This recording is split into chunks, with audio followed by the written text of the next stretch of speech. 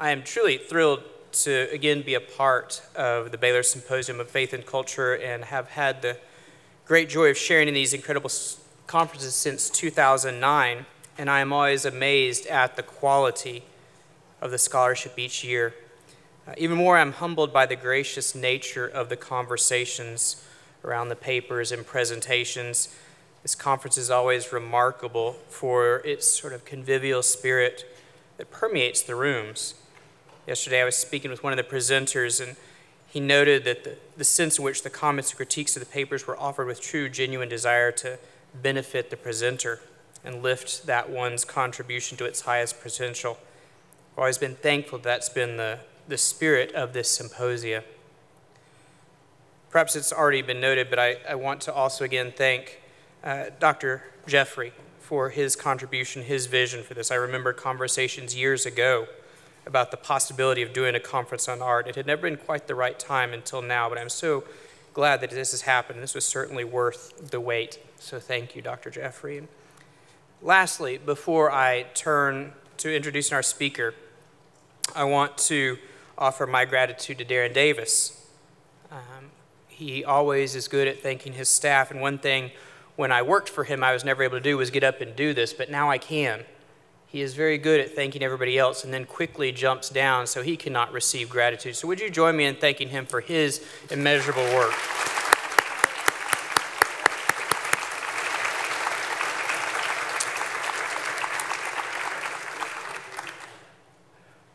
Well, yeah, I don't work for you anymore. It's my pleasure now to introduce our speaker for the Carl F.H. Henry Lecture and our closing presentation for this 2022 Baylor Symposium on Faith and Culture. Our Travis Kroeker is Professor of Religious Studies at McMaster University and a member of the Institute on Globalization and Human Condition. He regularly teaches in the areas of ethics, literature, politics, and religious thought. His current research interests include apocalyptic literature and political theology. The intellectual and spiritual premises underline the growing dominance of the technological paradigm in contemporary culture. His work is truly rooted in the Anabaptist tradition, particularly I believe the Mennonite tradition. I've recently had a chance to begin looking through some of his books and find a very engaging and thoughtful thinker who is engaged in what he has termed messianic political theology, rooted in that foolish stumbling block that is the cross of Christ. His ethic is explored most recently in his book, Messianic Political Theology and Diaspora Ethics. It's the first of a two-part project he's working on. I anticipate today, as we hear him, we'll continue to see the ways in which he explores these themes through the study of contemporary classics and traditions of the Bible, Greek tragedy, philosophy, Augustine, others, and then contemporary writers, Kierkegaard, Nietzsche, Melville, Dostoevsky, and others. He is the author of Christian Ethics and Political Economy in North America, and the co-author with Bruce Ward of Remembering the End, Dostoevsky as Prophet to Modernity, as well as the aforementioned Messianic Political Theology. His lecture today is entitled Incarnation, Imago Dei, and Asher Lev. Would you please join me in welcoming Professor Travis Kroeker.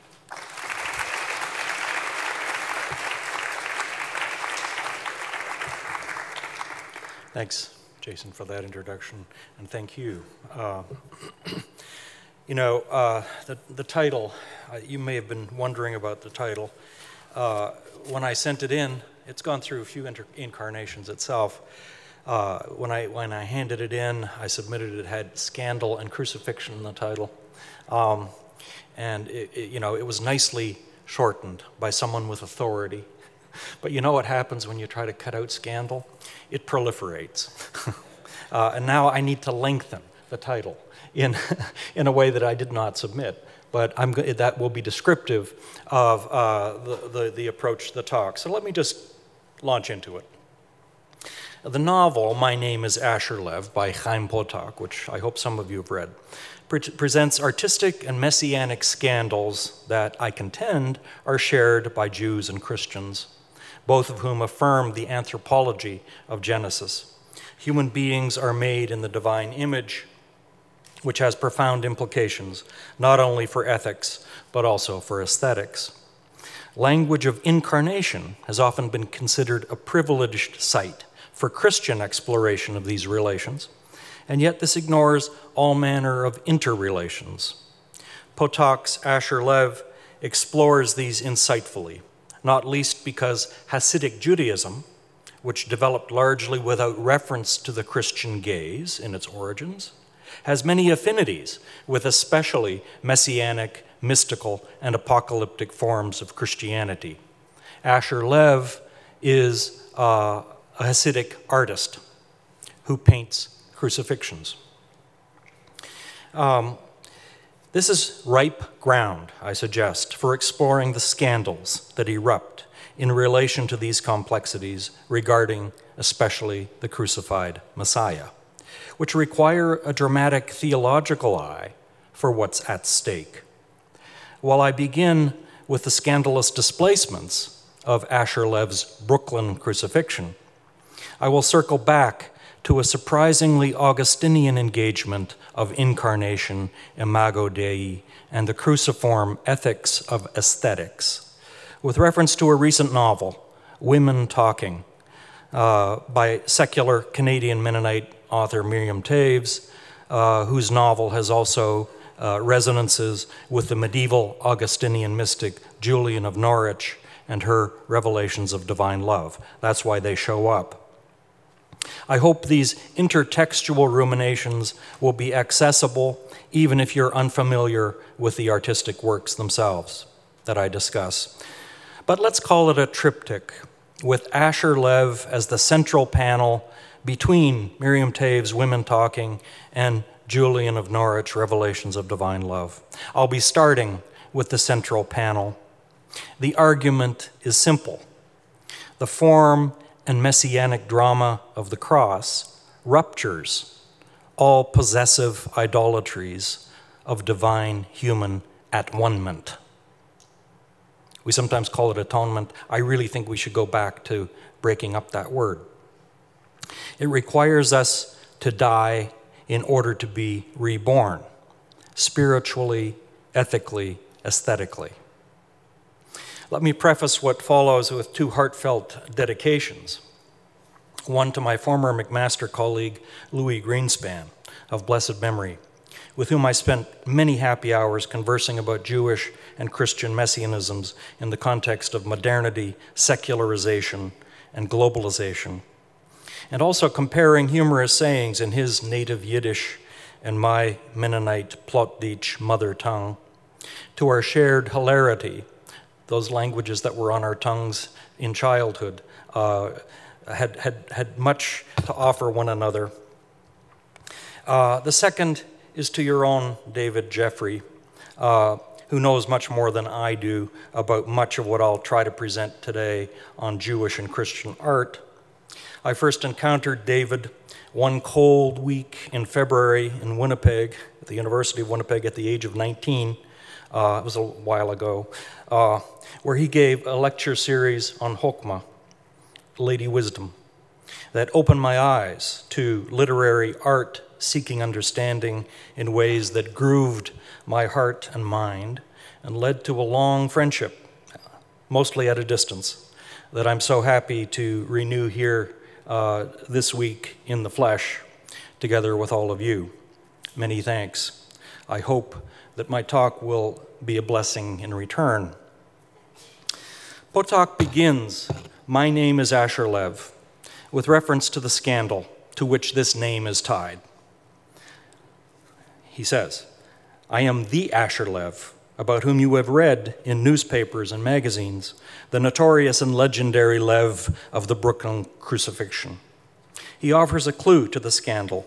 Of course, observant Jews do not paint crucifixions, and nor do they paint at all in the way Asher Lev paints.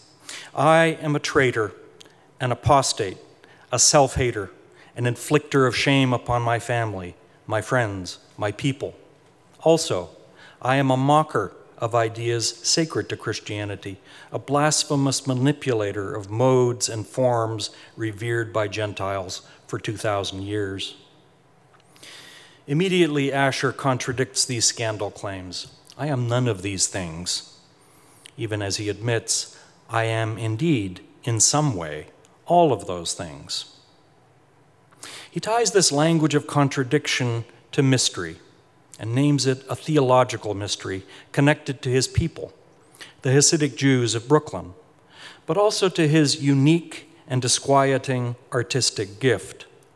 Contradictions that also attach to the painter, the real-life Hasidic painter, Marc Chagall. We don't have the time to properly probe this mystery, and I will be painting in broad brush strokes, but my research, after all, is not that of an art historian or a scholar of Hasidic Judaism, and surely not an expert on Kabbalah.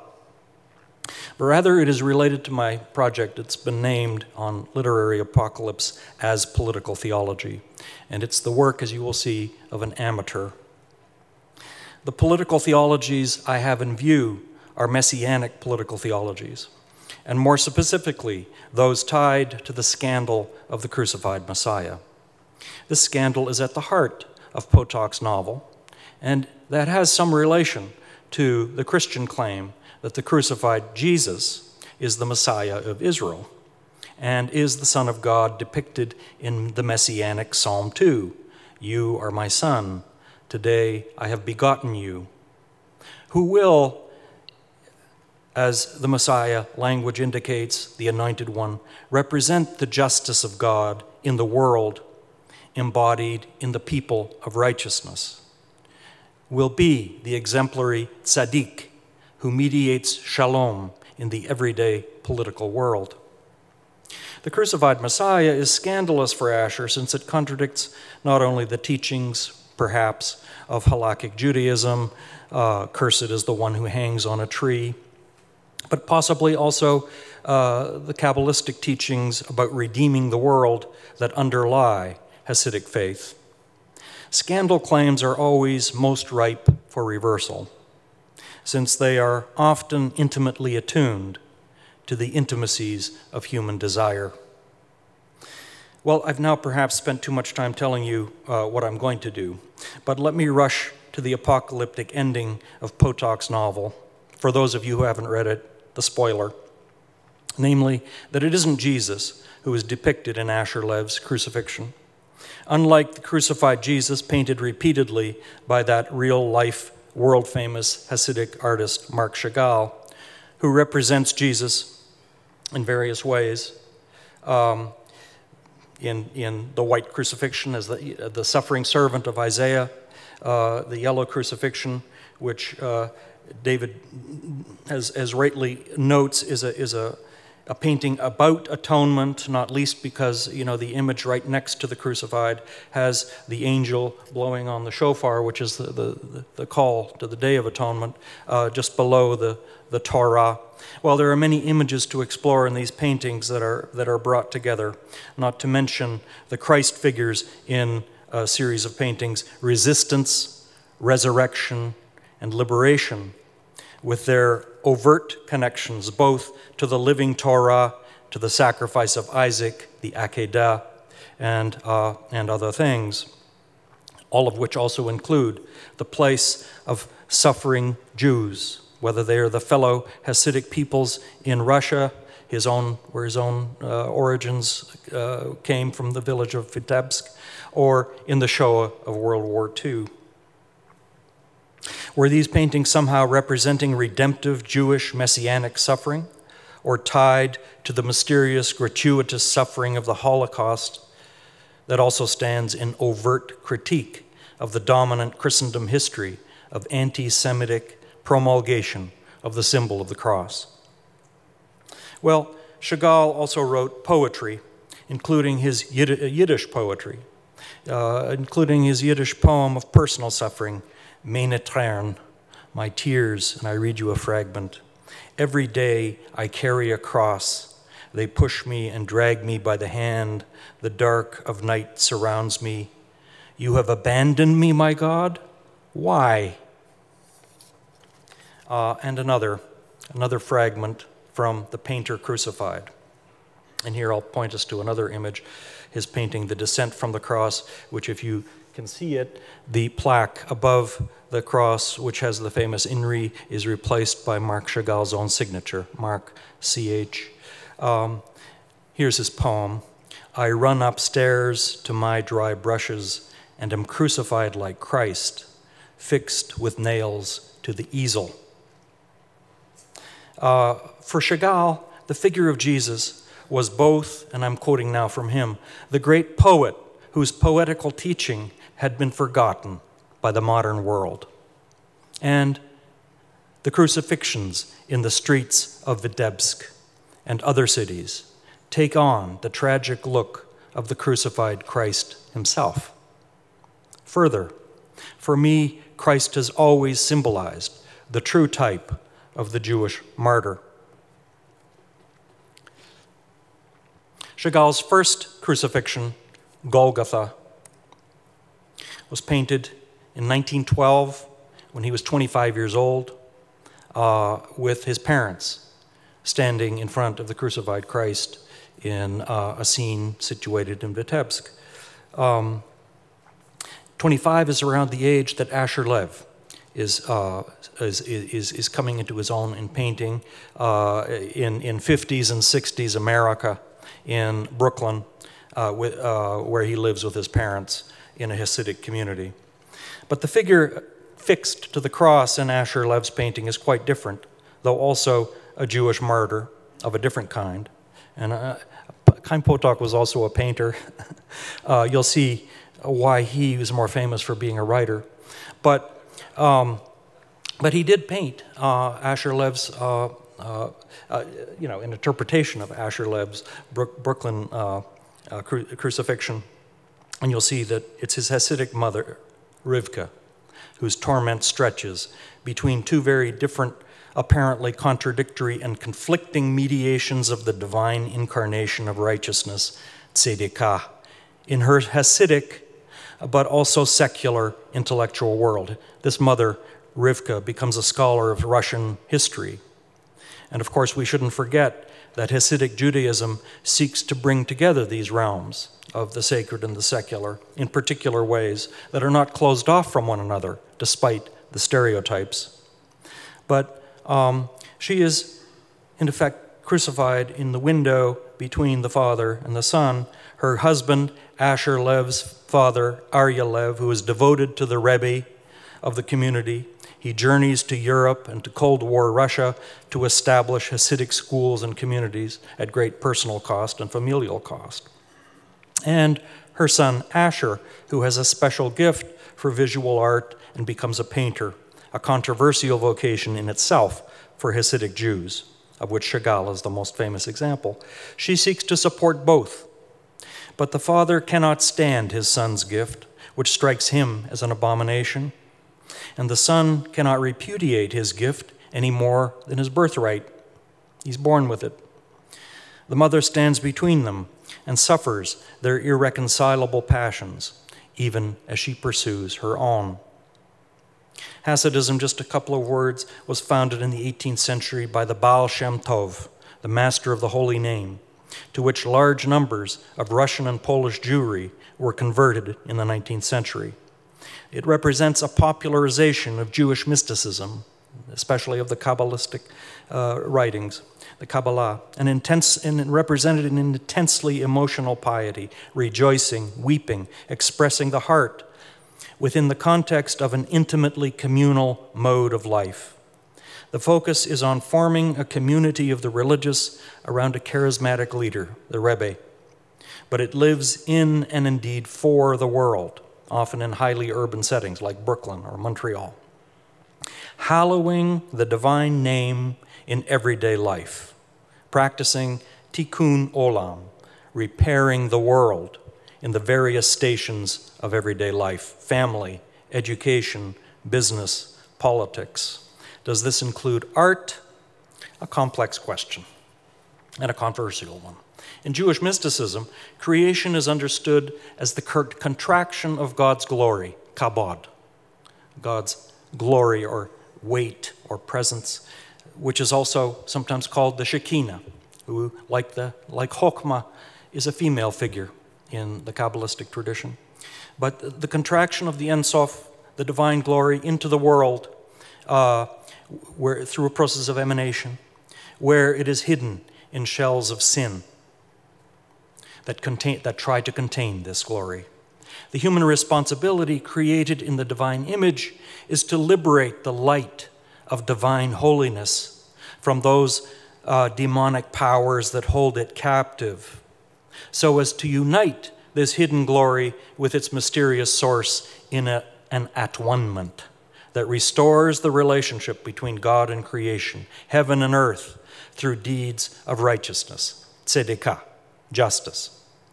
The meaning of Torah is not discovered primarily through the formalism of academic study, but rather the lived practice of its inexpressible holiness in everyday life. It requires engagement with the dark shells of alien thoughts and desires, the sitra akra, the other side, so as to liberate their holy hidden desire as light, the light of divine glory that seeks to return to its source. God appears even in what is seemingly furthest away. That is the essence of redemption, the completion of what remains incomplete in creation in response to the divine call. The Jewish responsibility, Hasidically understood, is to be a Torah, to become a Torah, by bearing its meaning in my person, in my daily life. In this novel, this appears as the central dramatic tension. Is Asher's artistic gift from God, and therefore part of this Jewish responsibility, or is it a temptation from the other side, the Sitra Akra? Is the prodigy and Peos, as he's called in the novel by someone, pious or a scandalous apostate? Well, that's the burning question of Potok's novel, but rather than entering into a close reading of it, for which we really don't have time, I want to contextualize it as one of the literary and artistic figures influencing the reception, and it's a large reception, of Hasidic spirituality into contemporary Judaism by people not only like Marc Chagall, but also philosophers like Martin Buber and Rabbi A.J. Heschel, the theologian.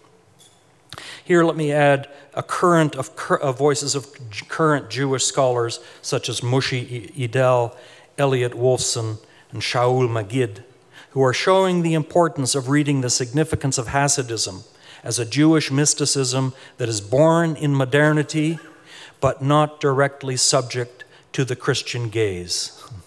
It's an interesting thesis, and this, they claim, will allow for a more daring exploration of the sources of messianism related to themes of incarnation, not just indwelling or embodiment, kenosis, and not just emptying as emanation, but self-emptying, and theosis, or even deification, that will explore the porosity of these relations in the Genesis language of human beings made in the divine image, that might see the messianic redemption or completion as restoring the Imago Dei in the everyday world.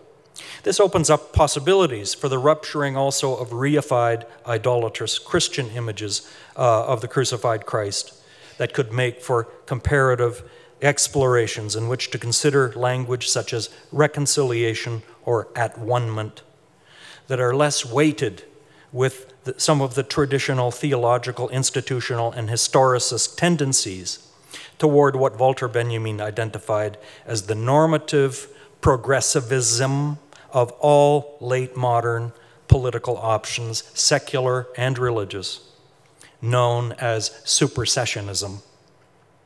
Perhaps, Benjamin says, there is a weak messianic power that blasts open the continuum of history, that allows for readings that brush against the grain, gegen den Strich, of violent progressivist myths, in which past and current victims are expendable and thus justified as worth sacrificing, and perhaps make possible new kairotic now times in our time and place, through which the messianic figural vision may enter again. For this is desperately needed. And the question is, what are its qualities, its virtues, and its forms? Well, we'll go back to Asher on this. Asher is not interested in freeing himself from his family, his community, his tradition, as was suggested to him in a book that his mother in the novel gives him. It's a real book by an American artist, Robert Honrai, called The Art Spirit. But nor does he accept, in addition, nor does he accept his secular Jewish mentor, the painter Jacob Kahn's view, this is now the novelistic figure who's a painter, that to enter into the tradition of art requires giving up all other responsibilities and being devoted only to his own artistic feelings and being loyal to those alone. Asher's resistance to these formulations of what it means to be an artist provokes Jacob Kahn's recognition, because he's attuned in other ways, and that's why he's trusted by the Rebbe to become the mentor to Asher at a young age. It's a radical risk in that community. But Jacob recognizes that Asher is different. He can't be an abstract impressionist because he is too religious, he says, too rational. His feelings are connected to more than himself and are deeply tied to his Hasidic world. And this raises, in the novel, interestingly, the question of artistic whoring. That's the word that's used, whoring. Adapting one's personality to an idea of the artist that is rooted in self-deception and the bad kind of foolishness. At the end of the novel, it comes up again. The horror question arises in relation to Asher's painting of his mother as a sufferer. First, he tries it without the crucifixion, and he finds that the painting is incomplete. It doesn't reflect the anguish and torment he needs. In order not to be the horror to my own existence, he says, he must use the scandalous form of the crucifixion in which the mother is caught, torn between the Father and the Son. There are, of course, Oedipal allusions and a possible Freudian commentary, a Freudian account of desire and pain expressed in these paintings, which see the figures as representing distressing, repressed memories, dreams, feelings that have given rise to violence. Of course, there is something to this. Asher experiences the competition between father and son for the affections, the emotional support and nurture of the lover, the mother. And Asher also experiences the father as a profound and rivalrous threat to his desires, not only as a son, but as artist, resulting in deep alienation. Also, of course, excruciatingly experienced by the mother who stands between them in a suffering love. As an artist, Asher sees this, and he's able to experience empathically the pain of her experience. Part of that pain is the seeming impossibility of reconciliation between the father and the son, which is why the painting itself will cause such visceral pain for all of them and their community. It mediates publicly and for all the world to see a suffering of love which cannot overcome the difference, the separation, the suffering. Asher is prepared for such seeing also by his study of figures of suffering in the art tradition that he's taught, including the famous painting of Guido Reni, The Massacre of the Innocents, in which mothers and children are being slaughtered. But at the center you have that figure of the weeping mother. And of course you could connect that to a couple of images that undoubtedly are in Reni's mind, that's there in the classical atonement figure of the Greco-Roman tradition, Niobe, whose children are sacrificed, slaughtered, and she is condemned to a lifetime of weeping because of her hubristic act of taunting one of the gods who has less children.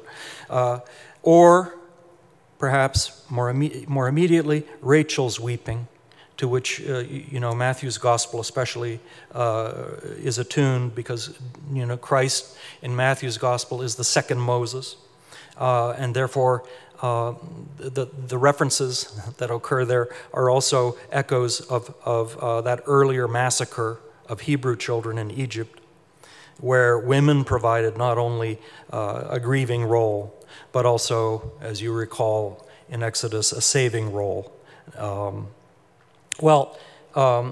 There are other images that are in the novel. We don't have time for them, and I have a really bad one of Picasso's Guernica, which also has these lamenting women grieving, including a child with stigmata and so on. When I teach this novel, we spend a lot more time on these images. I'm just rushing through them. But of course, Asher also goes to see the Florentine Pietà of Michelangelo with the grieving face of the mother holding the dead Christ.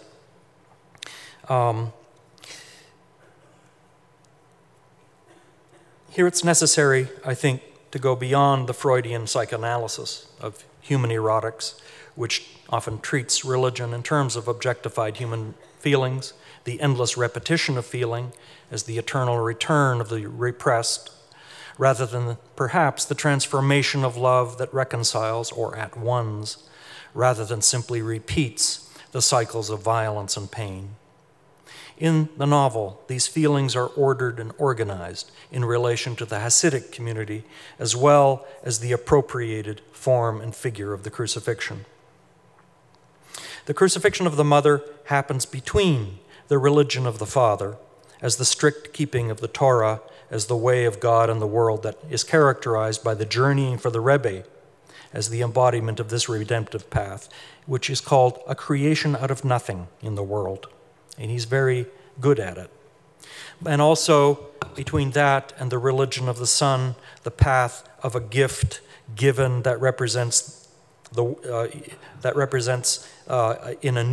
world in a new form that is borrowed from the Goyim, and indeed the Christian Goyim, which nevertheless remains profoundly Jewish in form and content, even while breaking decisively with traditional Jewish forms. Asher's painting crosses a boundary and is also a creation out of nothing that offers something not found within strict halakhic Judaism and is indeed potentially offensive to it, precisely as an embodiment and incarnation, a scandal, in this case, to Jews and pagans and Christians alike, perhaps. In its novelistic setting, it is a scandal to all in a breaking of a fixed, reified, possessive content of that embodied image, in the name of which it has been used to kill or oppress or characterize Jews and all manner of others. The question raised is what to do with these warring images, embodiments, or ways. How will we find at-one-ment in a suffering world in which fathers and sons and their different warring ways continue to destroy one another? Well, some answers are suggested, not by denying one's particularity and the gifted embodiment of one's existence, the personal gifts, the family, the ancestral past, the sacred traditions, nor by denying what is truly and revealingly, indeed redemptively, embodied in the other, either, perhaps in forms not available to express at-one-ment in one's own tradition. It will, however, require the ongoing breaking of the hardened shells of images, teachings, practices that enclose, entomb, encapsulate the light of divine presence, the Shekinah, in the world. Asher's art breaks both Hasidic Jewish and traditional Christian shells at once in his shocking image of the crucified mother, who stands between the Father and the Son, who loves them both and longs for a restored love between them. And she does so suffering the cost of great personal self-giving anguish, one that is indeed beyond comprehension. It's represented in her constant refrain in the novel. Have a safe journey, my husband.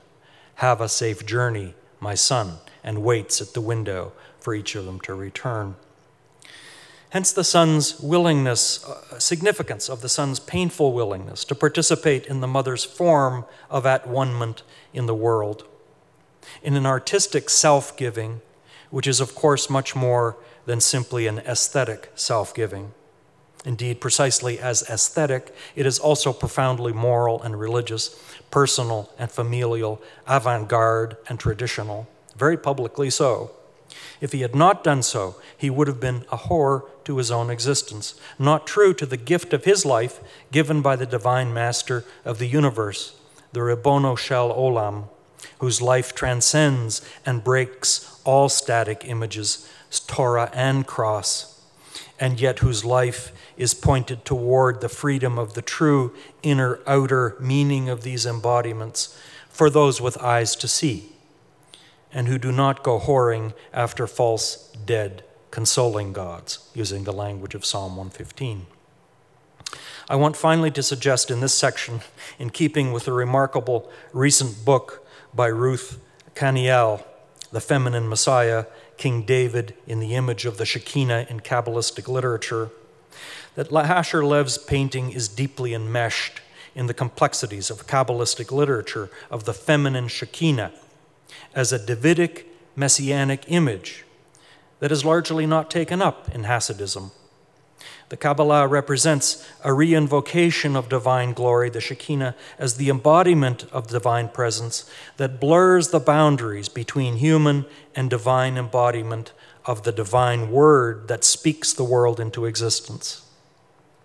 As Buber pointed out, Hasidic Judaism radicalizes this by way of the tzaddik, the righteous master, as the mediator of Torah in the world through living presence in the everyday, not as a doctrinal teaching primarily, or what he called a gnosis, a knowing.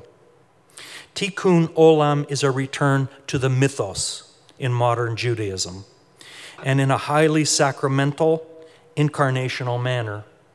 It is a hallowing of the everyday in the true mythization of reality, says Buber, that brings the inexpressible mystery into speech, contrary to the reified Gnosticization of myth. But Hasidism avoided the feminization of the Shekinah and its openness to the female Messiah in ways perhaps not unsimilar to Christian resistance to feminizing representations of Christ and the divine presence in medieval Christian writings. There's much to be explored here, not least in relation to the self-emptying, weak messianic power that is willing to explore scandalous poetic incarnations of divine embodiment as vulnerable, outcast, suffering, not in spite of, but precisely as open to the redemption of artistic and ethical forms of otherness that challenge our moralistic and doctrinal certainties. Repairing the world, after all, entails precisely such boundary crossing and blurring acts of passionate, patient, suffering love that may bear scandalous witness to the forms of beauty that may even yet save the world. I want to turn now to my own ancestral tradition, the Mennonites, and one of its scandalizing secular artists, alive now, Miriam Toews, whose novels may be read as seminal contributions to incarnational theology. I've argued previously that in her earlier novel, Irma Voth, Toews is a theologian in the Johannine tradition of the New Testament. In her recent book, Women Talking, which has just recently been released as a film that made a splash at Toronto International Film Festival. It's coming soon. It's the film version, but go to the novel. I haven't seen the film, but my comments are based on the novel. But she is showing in that novel, I will argue, her Augustinian colors, and I don't think it's hard to see. But the theological message in both of these is the same. The source and end of life is divine love, and it comes to us in the weakness of an incarnate, cruciform love that scandalizes all possessive powers that claim to know the meaning of this gifted life as a code to be cracked, owned, commodified, even weaponized. The novel is set inside the complexity of a particular lived experience of sexual violence that is both distant from us and intimately related to our own culture. It has to do with a real-life event, the ongoing serial rapes of girls and women in an isolated rural Mennonite colony in Bolivia by colony males. And Taves is imagining the response of the women in this colony called Molotchna, after the original colony in Russia on the Dnieper River, which even now is under radical threat. But the colony in Bolivia is not so named. She names it that in the novel. 8 ordinary women gather in a hayloft to discuss their options in response to this violence, centered above all on the fraught question of what it might mean to forgive, as their pacifist tradition has mandated. They begin their deliberation with a central Mennonite sacrament, foot washing, in imitation of Jesus at the Last Supper, knowing that his hour of crucifixion had come. However, the novel itself begins prior to that, or opening moment, with the word of the narrator. In an Augustinian echo, the narrator introduces himself. My name is August Epp. Irrelevant for all purposes, other than that I've been appointed the minute taker for the women's meetings. But for sure he does more than take the minutes. He plays with time and eternity, the minutes, the days, the years, in true Augustinian fashion. And while August is not much of a farmer, not much of a colony male, he is also like Augustine and like his own mother, Monica, August's own mother, Monica, who has founded a secret school for women on that colony, but has been exiled from the colony after being impregnated herself by the elder. August, who is her son, who has come back to the colony as a teacher who is tasked not only with educating the schoolboys, but at the end of the novel, tasked by the women with re-educating our boys and men in the Molotchna colony. Well, what kind of education might this be? Clearly, he has himself been educated early by his own mother, Monica, and late by one of the women in the hayloft, his beloved Ona. He loves her from a distance. He calls her the soul of Molotchna. And the minutes, hours, and days in the hayloft with the women have clearly educated him to huge affect. Late have I loved you, beauty, so old and so new. Reminiscent of that famous seduction scene in Book 10 of the Confessions. Well, there are many Augustinian echoes, not only to his mother Monica and the love of his life Ona, who echoes the unam of Augustine's Confessions, the unnamed one for him, torn from Augustine's side, leaving his soul torn apart and bleeding in Confessions 4. It's also evident in the imagery and indeed the shriving ordeals of questioning. August's nickname is Frog, the Low German word for question. Asking, seeking, not least in the huge central query of the novel, in a world supposedly created by a good and loving God, in whose divine image human beings were supposedly created, where is evil? The famous Unde Malum of Confessions, Book 7. August, at the end of the novel, confesses his remarkable resemblance to the abominable elder Peters, his scandalous, unacknowledged father, and the elder of the colony who has accused the women themselves of making up these attacks with their wild female imagination. And therefore he feels it is a symbol of shame and violence and unacknowledged sin and of the failure of the Mennonite experiment. August questions, Was that true? Could it be? Where is evil? Is the world outside or the world inside? In the world outside or the world inside? On the serene surface of the Black Sea or in the mysterious river that runs underneath it, that preserves everything, but only because there is no air, no breath, no movement, no life? Well, these powerful Augustinian confessions in the novel can be directly related to Ona, who represents precisely movement, life, the mysterious soul of the human condition, in a lovely reversal, not only of the story of creation, but of how illiterate, suffering women might re-educate learned men regarding what it might mean to be made in the divine image, which is the only hope for engaging the apocalyptic magnitude of the failed Mennonite gospel of pacifism and love, rooted in the discipleship to the crucified Christ. It will require listening to the revelations, the revolutionary dreams, as they're called, the manifestos of the wild female imagination, also of the novel's creator. In Women Talking, this question of what it might mean to educate for freedom is not left to professional theologians or philosophers or elders.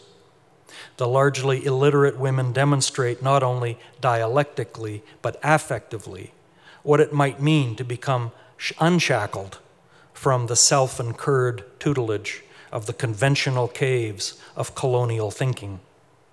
Not only are they undereducated in the formal conventional sense, they are religiously formed by myths, hymns, and scriptural sayings in their tradition, and are able to muster potent critical resources there for liberating their imagination around the revolutionary meaning of forgiveness, love, and peacemaking that might bring an end to the vicious cycles of religious, political, and ethical violence. Why? Because they are amateurs, lovers, not professionals, institutional authorities, and they speak the more powerfully for that. Ona's revolutionary manifesto, extrapolated from the old religion but focused on love, will be created by the women of Molochna, a love that we will re-educate via a mysterious love that is able to live in forgiveness and compassion from a distance, an exilic or divine distance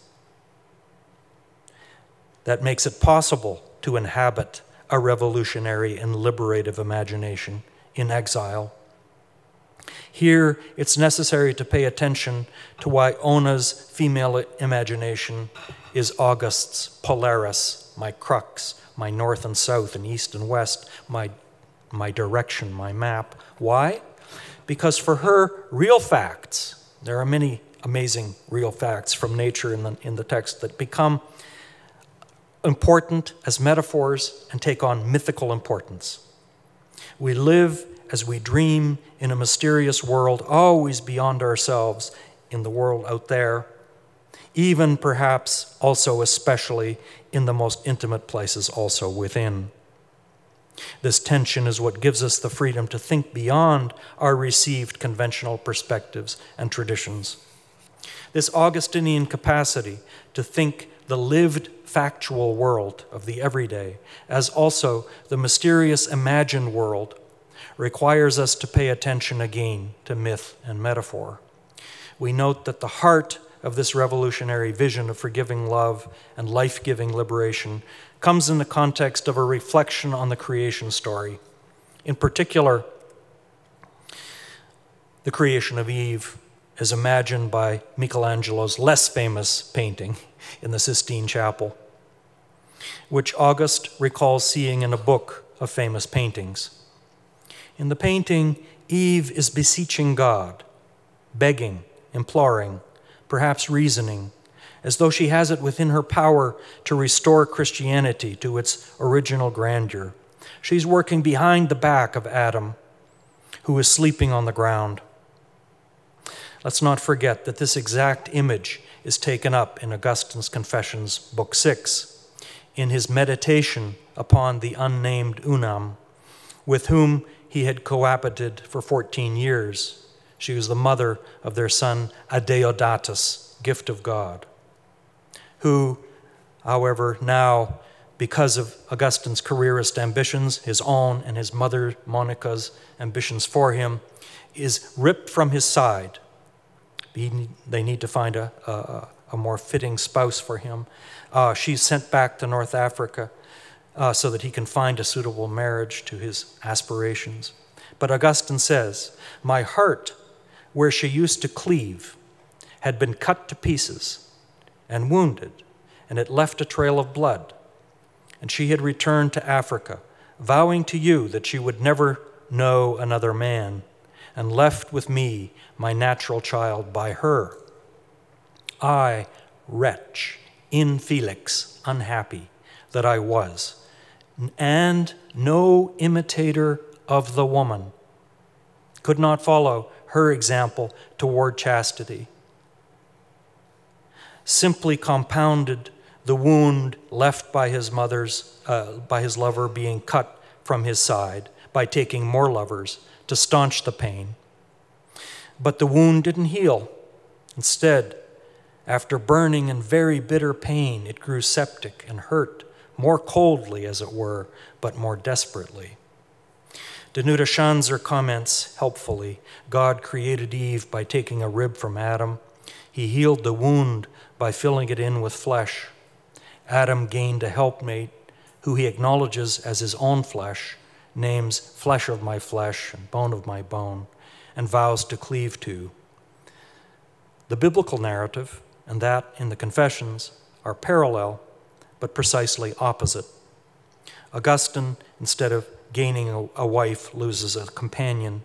Instead of declaring independence from his parents, he obeys his formidable mother. Instead of cleaving to his woman, he acquiesces in her dismissal. Instead of acknowledging and naming this nameless woman, he, no doubt tactfully, erases her name and her identity completely.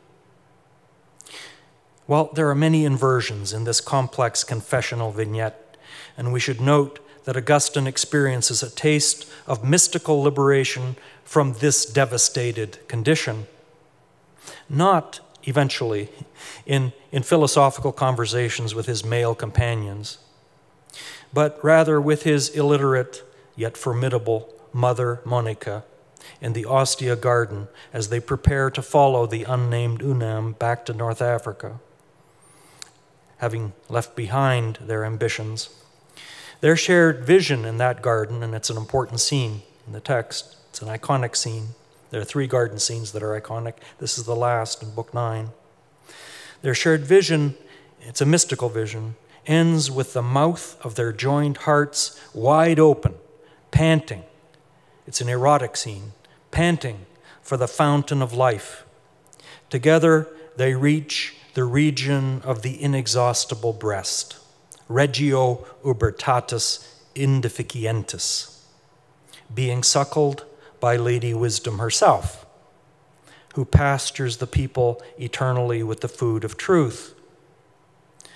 Both mother and son need to be parented together in a divine distance that frees them from their compulsive desires and destructive ambitions, precisely so as to become better, more vulnerable lovers, friends, companions, educators, who are enabled to overcome the violences into which they've been educated and enslaved.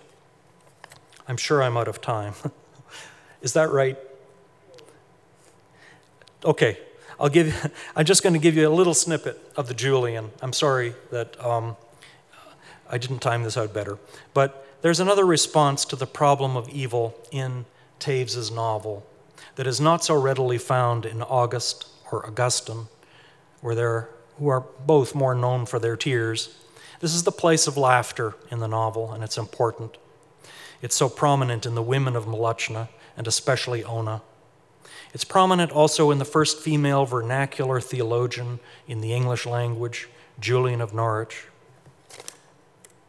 whose revelations of divine love are thoroughly Augustinian and yet at the same time scandalously radical in their implications for Trinitarian theology, in our own time no less than in hers. Not least because she remains so very closely and existentially attuned to the dramatic center, the cross of Christ. I can't lay it out, but I'll offer a couple of provocations. Julian includes an extensive allegory on the Lord and the suffering servant based on the kenotic hymn in Philippians 2 and on the second Adam's reversal of the first Adam's fall, which is extended by Julian to the kenosis of Mary and the central images of womb and tomb in her visions. She also offers a striking vision of the redemptive passion of Christ for the world that makes her laugh greatly.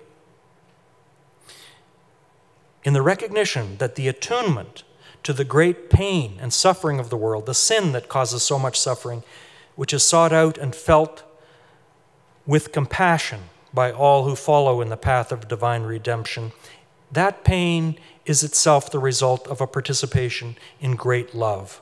We should not fear this pain, but rather rejoice that we can still feel it.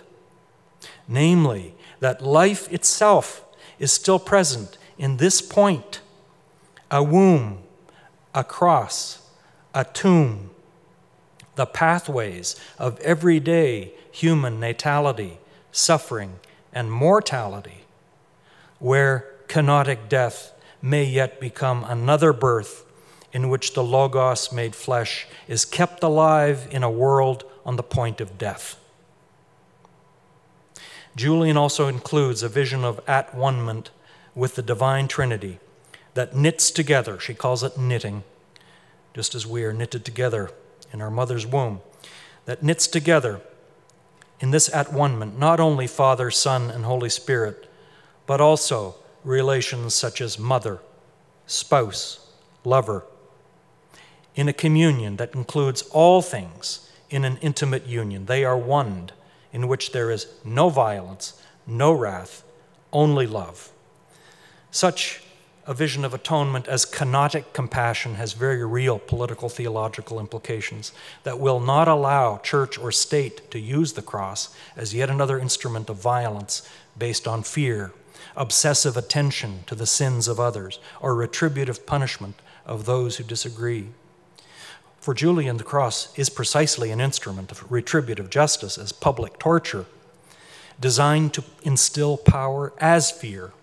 It reveals a punitive rejection of Jesus, whose everyday, non-professional life was devoted to the embodiment of divine love of all, especially the despised victims of power games who are labeled and shunned as sinners, enemies, outcasts, criminals, heretics. Not surprisingly, Julian's vision also scandalizes that by revealing that the Trinitarian God of relations includes a community of names, not only fathers and sons, but mothers, lovers, and daughters. Indeed, Jesus, symbolized as the Word made flesh, cannot be understood otherwise, since Mary is completely and intimately involved canonically from the very beginning. And not only Mary and the Son knitted together in her womb, but all things are being at one in a process in which God and the whole range of relations entailed in divine love, from the greatest to the least, will erase all human, all too human distinctions of power, hierarchy, nobility, rank, in the mysterious completion of divine incarnational love. Thank you.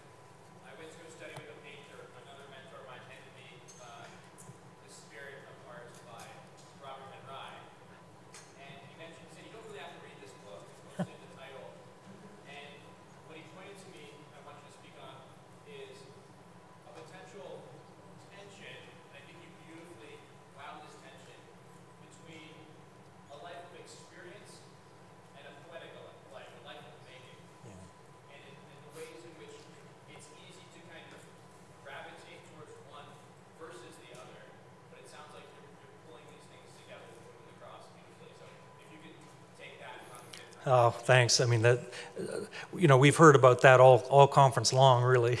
How life is poetic. It's a making. It's a poetic art. And to really use language also in ways that explore their origins. The language of poiesis, of making, which has such a long history. The problem in our languages, and experience is another one of these terms. It's really, it behooves us to become good etymologists in learning also not the history of images, but the history of the terms that we use to think with. Because, our language is, as someone put it, a tissue of faded metaphors, and we've lost the metaphoricity, the tensions within the languages that we use. And that's really important, even given the image of our vocation in creation, which is to name the world. We name it not only through our speech. I mean, the two stories of creation encapsulate this. God speaks the world into existence in the first one by naming it, and then as an artisan makes it in a very different anthropomorphic way in the second. And they give rise to different insights, importantly different insights that can be held in tension creatively to think also about our own lives together with, as well as their histories of reception and reinterpretation and engagement. That's really important, and I think I've been hearing this all conference long. Thanks for your comment. Thank you. Thank you.